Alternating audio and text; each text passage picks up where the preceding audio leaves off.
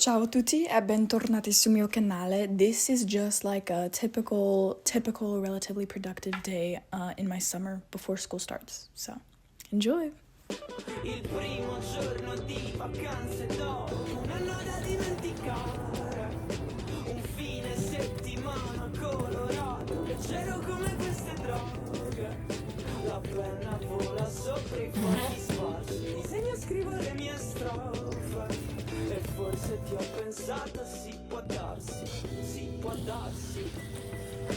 bar. You better add a cartoon sound effect to that.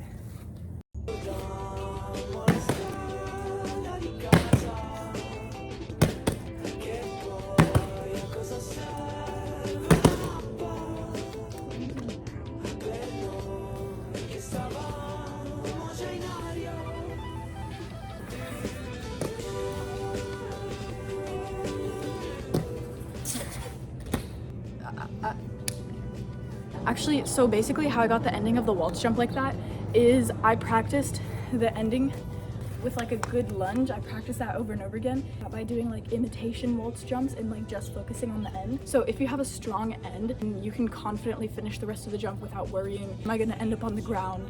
When you practice strong endings and strong beginnings, no matter what happens in the middle that could be out of your control, you can like predict when that's about to happen.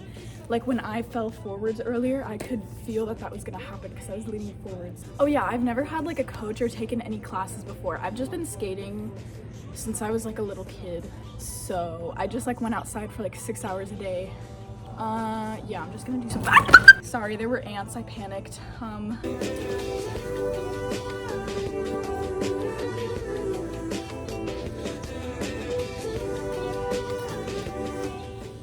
Okay, I think I'm done with skating for now. Yeah. Oh, do you like my necklace? A very dear friend gave me this necklace. Also, this says Jesus. So technically it's not vandalism.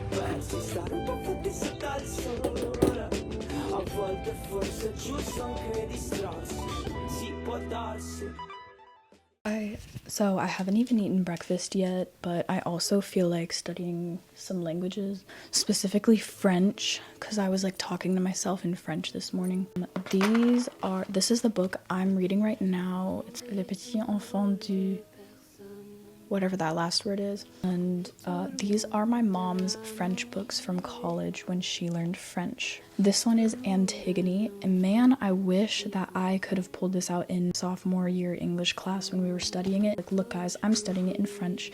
I'm cooler than you. So, and then we have Mon Amour. This one is Huis clos suivi de mouche. This one is just like Versailles. I know someone who lives in Versailles. Rose, if you're watching this, I love you and I miss you. There's all kinds of pretty things, like all the little monuments and the paintings. This last one is Atala. This one interests me the most. Like, I was staring at this cover wondering what was going on. But for now, I'm just gonna read Le Petit Enfant. And usually I read out loud because it helps. Might have to clean this with a Clorox wipe now.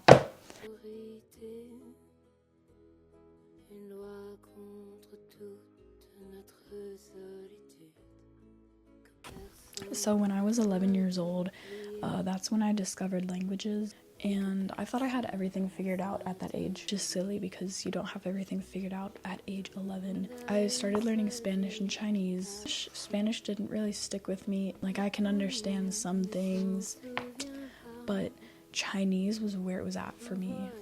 So yeah, at that age, it sparked my language interest. When I was around like 12, like around that same age, I took up an interest in French. I didn't actually start learning it. I was just really liked French. Memorized the whole song Amour Plastique, like that viral song. So French has kind of been like a desire for a long time, and now I can actually take it into my own hands and be like, I can do this myself. If you know, you know, like learning languages in public school. But something about French, like, it's always felt really natural. Like, listen to this. Chantal et leur marché a commencé à parler. Elle tirait sur les robes de ma mère. Signerait paradis répétir. Petit faire.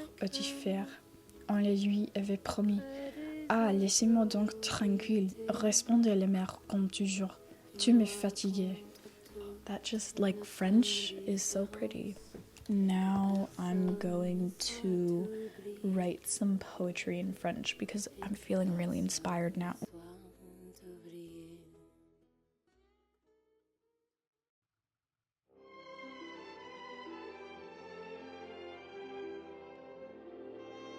Okay, so I'm gonna practice clarinet now, and I usually practice like skills that I need to get better at, like faster fingers. Like I'll do those little clarinet exercises where they're just like repetitive exercises.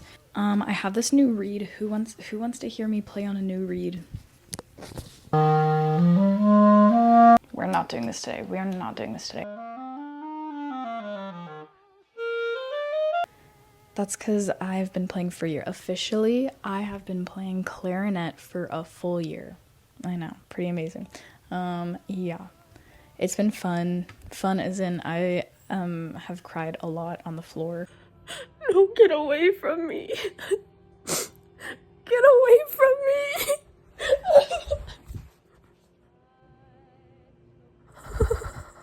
But it's fun now. So, practicing doesn't have to all be linear. Like it doesn't just have to be like, honestly, it's good to like play backward just to like familiarize with yourself with the piece. Also, whatever measures you're working on, like actually play them backwards. It challenges your mind to pay attention to the notes and rhythms, flip everything backwards. So